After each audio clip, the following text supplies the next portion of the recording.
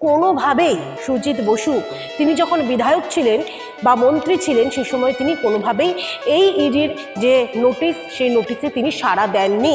2020 সাল থেকে যে সুজিত বসুর যে রেস্টুরেন্ট রয়েছে, যে বেঙ্গল ধাবা রয়েছে, সেই ধাবা কোভিড পিরিয়ডে বন্ধ ছিল, কর্মচারীরা ছুটিতে ছিলেন। তাহলে কিভাবে সেই সময় এই 1,11,00,000 টাকাই বলুন কিংবা 2,20,00,000 টাকা লেনদেন হলো? শুধুমাত্র সুজিত বসুই এই মুহূর্তে র্যাডারে নয়। সুজিত বসুর সঙ্গে যারা যারা সে সময় যুক্ত ছিল বা যারা যারা সে সময় সুযোগ সুবিধা নিয়েছেন তারাও কিন্তু এই মুহূর্তে এনফোর্সমেন্ট ডিরেক্টরেটের র্যাডারে রয়েছে। রেস্টুরেন্টের অ্যাকাউন্টে অনেকগুলো টাকাটা ঢুকেছে, যেখানে ব্যবসা চলছে না তখন কি করে টাকা মানে কারণ যেটা দেখিয়েছে, একটা কারণ দেখাতে হয় বলে অনেক কিছু কারণ দেখিয়েছে। কোর্টের জবাব দেবো আমরা। ভারতবর্ষে বিরোধী রাজনীতি করতে গেলে সবাইকে কালো টাকাকে সাদা করার জন্য রেস্টুরেন্ট খোলা হচ্ছে, মানুষের চোখের সামনে দেখানো হচ্ছে যে সাদা ব্যবসা করা হচ্ছে, কিন্তু আদতে সেই রেস্টুরেন্টের আড়ালে কালো টাকাকে সাদা করার পরিকল্পনা ছিল বা হয়েছে।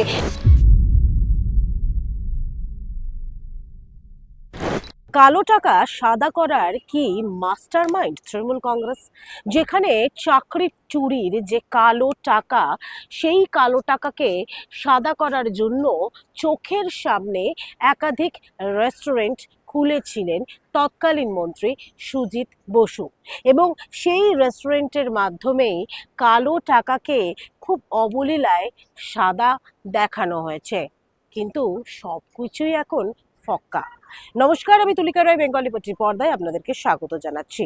পুরনিয়োগ দুর্নীতি, এই পুরনিয়োগ দুর্নীতিতে গত 4 বছর ধরে এনফোর্সমেন্ট ডিরেক্টরেটের আধিকারিকরা তারা তদন্ত করছেন, যেখানে নিতাই দত্ত থেকে শুরু করে একাধিক যারা পুরসভার চেয়ারম্যান রয়েছে, তার মধ্যে পানিহাটি পুরসভা, দক্ষিণ দমদম পুরসভা, এই সমস্ত যে পুরসভা রয়েছে তার নাম উঠে আসে। আর যার নেপথ্যে নাম উঠে এসেছে এই তৎকালীন মন্ত্রী প্রাক্তন বিধায়ক সুজিত বসু। এবং এই সুজিত বসুকে তার বাড়িতেও আমরা একসময় দেখেছিলাম তল্লাশি অভিযান চালাতে এনফোর্সমেন্ট ডিরেক্টরেটের আধিকারিকদের পক্ষ থেকে। কিন্তু এই মুহূর্তে যে বিস্ফোরক তথ্য সামনে আসছে তা হলো এই সুজিত বসু তার দুটো রেস্টুরেন্ট রয়েছে, অর্থাৎ একটি রেস্টুরেন্ট এবং তার সঙ্গে একটি বেঙ্গল ধাবা নামে একটি ধাবা রয়েছে। যেই ধাবা থেকে করোনাকালে, যখন 2020 সালে যখন কোভিড পিরিয়ড চলছিল, সেই সময় এই রেস্টুরেন্ট থেকে 1,11,00,000 টাকার যে লেনদেন হয়েছে, তারই সঙ্গে বেঙ্গল ধাবা, সেই বেঙ্গল ধাবা থেকেও 2,20,00,000 টাকার লেনদেন হয়েছে। এবং এই তথ্য সামনে আসার পরেই কার্যত চক্ষু চড়ক গাছ এনফোর্সমেন্ট ডিরেক্টরেটের আধিকারিকরা। গতকাল তাকে বারংবার ধরে এই সুজিত বসুকে সমন পাঠানো হয়েছিল তার জন্য, যাতে ইডি অফিসে আসেন এবং তিনি যাতে যে অফিসারদের প্রশ্নের মুখোমুখি হন। কিন্তু কোনোভাবেই সুজিত বসু তিনি যখন বিধায়ক ছিলেন বা মন্ত্রী ছিলেন সে সময় তিনি কোনোভাবেই এই ইডির যে নোটিশ সেই নোটিশে তিনি সাড়া দেননি। তিনি কলকাতা হাইকোর্টের দ্বারস্থ পর্যন্ত হয়েছিলেন এবং বিভিন্ন সময় বিভিন্ন কাজের অজুহাত দেখিয়েছিলেন। এবং গতকাল দেখা গিয়েছে সিজিও কমপ্লেক্সে ইডির দপ্তরে এই সুজিত বসুকে যেতে এবং দীর্ঘ 8 থেকে 10 ঘন্টা ম্যারাথন জিজ্ঞাসাবাদ করার পরে তথ্যে অসঙ্গতি, কথায় অসঙ্গতির জেরে এনফোর্সমেন্ট ডিরেক্টরেটের আধিকারিকরা তাকে গ্রেপ্তার করে। আজ বিচার ভবন অর্থাৎ ইডির যে স্পেশাল কোর্ট রয়েছে সেখানে তাকে প্রোডাকশন করা হয় এবং 10 দিনের ইডি হেফাজতের আবেদন জানানো হয়েছে। কিন্তু কেন, কিসের ভিত্তিতে? তার কারণ হচ্ছে 2022 সাল থেকে যে পুরনিয়োগ দুর্নীতির তদন্ত শুরু করেছেন ইডির অফিসাররা এবং একের পর এক নাম উঠে আসছে। নিশ্চয়ই আপনারা অয়নশীলের নাম নিশ্চয়ই জানেন, যে অয়নশীলের কাছ থেকে একাধিক তথ্য পাওয়া গিয়েছিল, ওয়েমার্কশিটের যে তথ্য পাওয়া গিয়েছিল, এবং সেখানেও দেখা গিয়েছে যে এই সুজিত বসুর নাম পাওয়া গিয়েছে, যেখানে চাকরি প্রার্থীদেরকে যেভাবে মোটিভেট করে বা মোল্ড করে যেভাবে টাকা নিয়েছে এবং বিভিন্ন জায়গায় শুধুমাত্র দমদম যে পুরসভা রয়েছে সাউথ দমদম মিউনিসিপ্যালিটি, সেই দমদম মিউনিসিপ্যালিটিতেও 150 জন চাকরি প্রার্থীকে চাকরি দেওয়া হয়েছে এবং সেটা একেবারে অনৈতিক পদ্ধতিতে দেওয়া হয়েছে। অর্থাৎ একাধিক জায়গায় চাকরি দেওয়ার নাম করে যেভাবে প্রতারণা করা হয়েছে যারা যোগ্য প্রার্থীরা রয়েছে তাদের সঙ্গে, সে বিষয়ে তদন্ত শুরু করেছেন। এবং মূলত আজ যখন এই ইডির বিশেষ আদালতে যখন এই সুজিত বসুকে পেশ করা হয়, তখন ইডির পক্ষ থেকে যে সাবমিশন ছিল সেটা কিন্তু কার্যত তাৎপর্যপূর্ণ। তার কারণ কি, 2020 সাল থেকে যে সুজিত বসুর যে রেস্টুরেন্ট রয়েছে, যে বেঙ্গল ধাবা রয়েছে, সেই ধাবা কোভিড পিরিয়ডে বন্ধ ছিল, কর্মচারীরা ছুটিতে ছিলেন। তাহলে কিভাবে সেই সময় এই 1,11,00,000 টাকাই বলুন কিংবা 2,20,00,000 টাকা লেনদেন হলো, সেই নিয়ে ইতিমধ্যে প্রশ্ন উঠছে। এই প্রশ্নের উত্তরে সুজিত বসু কার্যত তিনি কোনো মুখ খুলতে পারেননি। সুতরাং এই তথ্যের ভিত্তিতেই যাতে তিনি প্রভাবশালী ছিলেন, তিনি তদন্তকে প্রভাবিত করতে পারেন, সেই প্রসঙ্গেই যাতে এই সুজিত বসুকে ইডি হেফাজতের আবেদন দেওয়া হয়, সেই আবেদন জানানো হয়েছে। সুতরাং এখানে একটা প্রশ্নচিহ্ন উঠছে। এর আগে এই নিয়োগ দুর্নীতিতে মামলাতে যেরকম একদিকে সুজিত বসুর নাম জড়িয়েছে, নিতাই দত্তের নাম জড়িয়েছে, এবং এই চাকরি চুরির ঘটনায় শুধুমাত্র যে শিক্ষা বা স্বাস্থ্যক্ষেত্রে নয়, পুর নিয়োগেও যে দুর্নীতি হয়েছে, যে দুর্নীতির কথা বারংবার ধরে তদন্তের মাধ্যমে সিবিআই বা ইডি জানানোর চেষ্টা করেছে, এবং এই তদন্তের পরে এই 4 বছর সময় লাগলো এনফোর্সমেন্ট ডিরেক্টরেটের আধিকারিকদের যে এই পুর নিয়োগ দুর্নীতিতে যে শুধুমাত্র এই নিতাই দত্ত মানে অর্থাৎ চুনোপুটিরাই নয়, তার সঙ্গে অনেক বড় বড় রাঘব বোয়ালরাও যুক্ত রয়েছে। আর যে রাঘব বোয়ালদের মধ্যে অন্যতম হচ্ছে এই দমকল মন্ত্রী, যিনি তৎকালীন দমকল মন্ত্রী সুজিত বসু।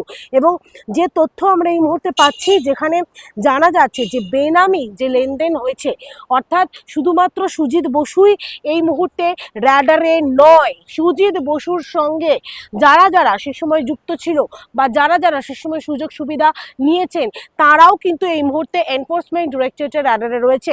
যেখানে এই সুজিত বসুর নামে কিংবা বেনামে যে সমস্ত সম্পত্তি রয়েছে বা পরিবারের যারা সদস্যরা রয়েছেন, তাদের ব্যাংক অ্যাকাউন্টেও কোটি কোটি টাকার যে ট্রানজ্যাকশন হয়েছে, সেই টাকার উৎসস্থল কোনটা, সেই টাকার উৎসস্থলটাই এই মুহূর্তে খুঁজে বের করার চেষ্টা করছেন ইডির অফিসাররা।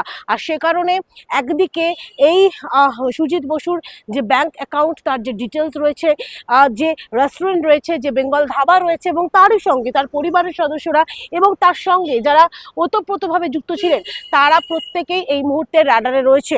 অর্থাৎ ইডি সূত্র মারফত আমরা যে খবর পাচ্ছি এই মুহূর্তে, যেখানে শুধুমাত্র সুজিত বসুকে গ্রেফতার করেই ক্ষান্ত থাকতে চাইছেন না এই মুহূর্তে ইডির অফিসাররা, তার সঙ্গে নিতাই দত্ত থেকে শুরু করে একাধিক যারা ব্যক্তিরা রয়েছে, যারা সুযোগ সুবিধা নিয়েছেন, তারাও কিন্তু এই মুহূর্তে রাডারে রয়েছেন।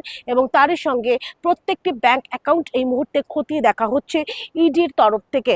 অর্থাৎ বুঝতে পারছেন এই মুহূর্তে কি পরিস্থিতি বা কি পরিণতি, যেখানে একটা মাস্টার মাইন্ড বলা যেতে পারে, যেখানে কালো টাকাকে সাদা করার জন্য রেস্টুরেন্ট খোলা হচ্ছে, মানুষের চোখের সামনে দেখানো হচ্ছে যে সাদা ব্যবসা করা হচ্ছে, কিন্তু আদতে সেই রেস্টুরেন্টের আড়ালে কালো টাকাকে সাদা করার পরিকল্পনা ছিল বা হয়েছে এই প্রাক্তন বিধায়ক সুজিত বসুর। এ প্রসঙ্গে ইডির যিনি আইনজীবী ধীরজ ত্রিবেদী, তিনি কি বলেছেন শুনে নিন।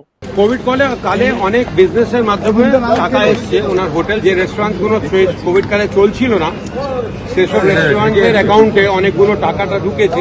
যেখানে ব্যবসা চলছে না, তখন কি করে টাকা মানে পেলেন বা আর্ন করলেন, সেটার কোনো ভিত পেলাম না। শুনলেন তো, একদিকে ধীরজ ত্রিবেদী যিনি ইডির আইনজীবী, তারও একই মত যে এই রেস্টুরেন্টের আড়ালে যেভাবে কালো টাকাকে সাদা করার একটা পরিকল্পনা হয়েছে এবং দীর্ঘদিন ধরে সেই পরিকল্পনাই বাস্তবায়িত হয়েছে। এবং তারই সঙ্গে তার ছেলে অর্থাৎ সুজিত বসুর ছেলে সমুদ্র বসু, তিনি গতকাল বাবার সঙ্গে অর্থাৎ সুজিত বসুর সঙ্গে তিনি সিজো কমপ্লেক্সে গিয়েছিলেন এবং বেরোনোর সময় তিনি কি বলেছেন শুনুন। কারণ যেটা দেখিয়েছে, একটা কারণ দেখাতে হয় বলে অনেক কিছু কারণ দেখিয়েছে, কোর্টের জবাব দেবো আমরা। তারা তাদের যা দেখানোর, তারা গ্রাউন্ড অফ অ্যারেস্ট যেটা আছে, আমরা লিগাল কনসাল্ট করছি। সংবিধানের প্রতি, কোর্টের প্রতি পূর্ণ আস্থা আছে আমাদের এবং সারা জীবন থাকবে। ভারতবর্ষের নাগরিক আমরা, কোর্টের দিকেই ন্যায় বিচারের জন্য আমরা তাকিয়ে আছি। আপনারা জানেন Arvind Kejriwal sitting chief minister ছিল, ঝাড়খণ্ডের Hemant Soren sitting chief minister ছিল, তাদেরকেও রেহাই করা হয়নি। সুতরাং ভারতবর্ষে বিরোধী রাজনীতি করতে গেলে এখন সবাইকে ভুগতে হবে। একদিকে সুজিত বসুর ছেলে সমুদ্র বসুর একটাই বক্তব্য, এটা পুরোপুরিভাবে রাজনৈতিক ষড়যন্ত্র, এবং আজ সুজিত বসুর আইনজীবীও সেই প্রসঙ্গে উত্থাপন করেছেন বিচার ভবনে ইডি স্পেশাল কোর্টে। কিন্তু এটা বলাই বাহুল্য যে 2022 সাল থেকে ইডি যে তদন্ত শুরু করেছে, যেখানে একের পর এক চুনুপুটির নাম এসেছে, অয়নশীলের নাম এসেছে, নিতাই দত্তের নাম এসেছে, এবং এই সাউথ দমদম মিউনিসিপ্যালিটির একাধিক কর্মকর্তার নাম এসেছে, এবং পরবর্তীকালে জানা যায় শুধুমাত্র এই সাউথ দমদম মিউনিসিপ্যালিটি নয়, তার সঙ্গে পানিহাটি পুরসভা থেকে শুরু করে একাধিক যে পুরসভা রয়েছে, সমস্ত কামারহাটি পুরসভা, একাধিক পুরসভার নাম উঠে এসেছে, এবং যে পুর নিয়োগ দুর্নীতির নেপথ্যে রয়েছেন এই সুজিত বসু। আগামী যে সুজিত বসুকে নেওয়ার পরে এবং সেই আগামী যে তদন্ত, সেই তদন্তে গতি প্রকৃতিতেই আপনাদের কাছে সমস্ত খবরের আপডেট দেব। এবং এই ভিডিও যদি ভালো লাগে তাহলে আপনাদের তাহলে লাইক, কমেন্ট, শেয়ার, সাবস্ক্রাইব করতে ভুলবেন না। www.bengalipati.com আপনাদের জন্য রয়েছে সমস্ত খবর সাজানো। স্বাধীন, কাছেহীন গেরিলা সাংবাদিকতার পাশে দাঁড়ান। অসংখ্য ধন্যবাদ।